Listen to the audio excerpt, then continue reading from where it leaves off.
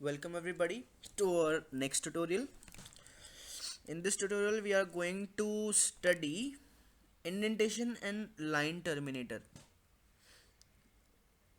For each and everything you have to do a practical work.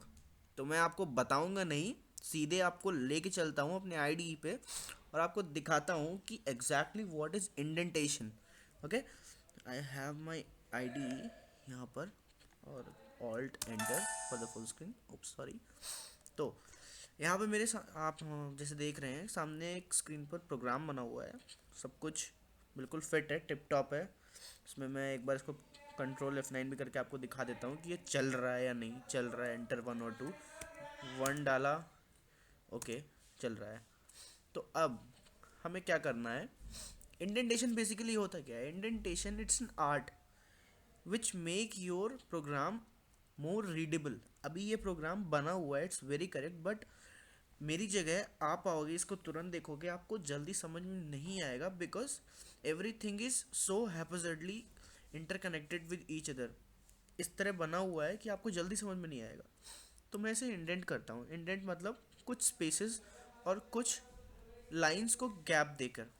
Example, जैसे मैं void main को एक space नीचे करता हूँ, इससे आपको पता चल जाता है कि यहाँ तक ये हमारी हेडर फाइल है और यहाँ से एग्जैक्टली हमारा प्रोग्राम स्टार्ट हो रहा है वॉइड मेन से.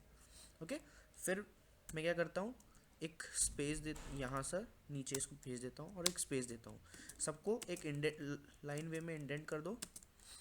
सबको मैंने इंडेंट किया. एल्स को बाद में मैंने इंडेंट किया. इफ़ को स्कोप के अंदर ले लिया. डेलीमीटर्स आपको स्कोप बताते हैं. जो आपके कर्ली ब्रेसेस होते हैं इनको हम डिलीमीटर्स भी बोलते हैं, जो लिमिट बताते हैं या स्कोप बताते हैं, जो कि ये हैं closing and this is an opening one. Okay, then उसके बाद मैंने एक और स्पेस दिया. And now our program is easily readable. आपको आराम से समझ में आ रहा है कि कौन सी चीज़ कहाँ पर है. इस एल्स का स्कोप सिर्फ यहीं तक है.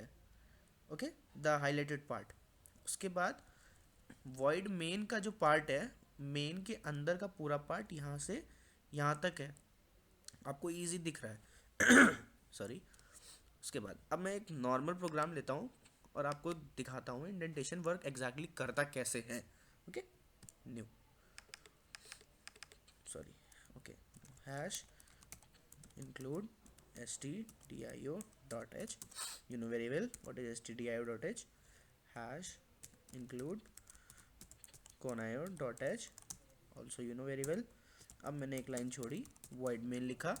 उसके बाद मैंने नॉर्मली कुछ भी नहीं करना है, प्रिंट एफ करते हैं, बट इंडेंटेशन कर रहे हैं तो हम इसको शिफ्ट करेंगे जिसमें यूज़र को पता चले. यूज़र एक्चुअली इंडेंटेशन हम सिर्फ इसलिए ये लगाते हैं जिसमें यूज़र इजीली डिस्टिंग्विश कर पाए सिमिलर चीज़ों को. ओके, कंप्लीट करते हैं इसे. Hello dear Pranshu, I love myself. Okay, तो अब यहाँ पे कोनियो लगाया, गेट सी एच बी और C L R S C R भी लगा देते हैं. पुराने आउटपुट वॉश आउट हो जाएंगे वरना आप भी कंफ्यूज हो जाएंगे. देन गेट सी एच जी.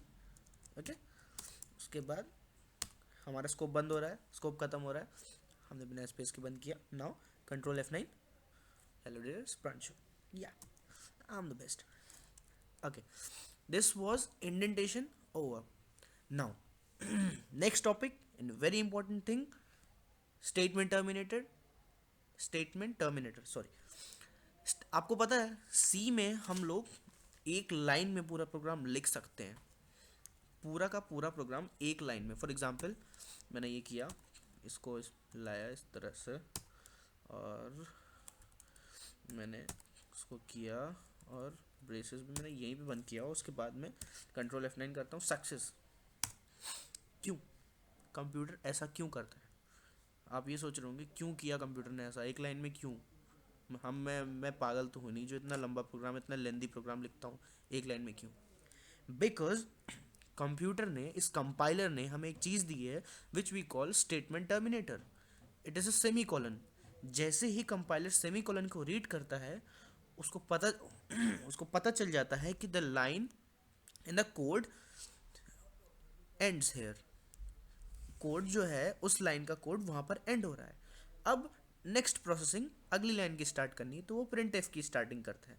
उसके बाद जैसे ही इस सेमीकोलन पर ट्रिगर करता है, वैसे ही उसको पता चल जाता है कि ये लाइन एंड कर गई है।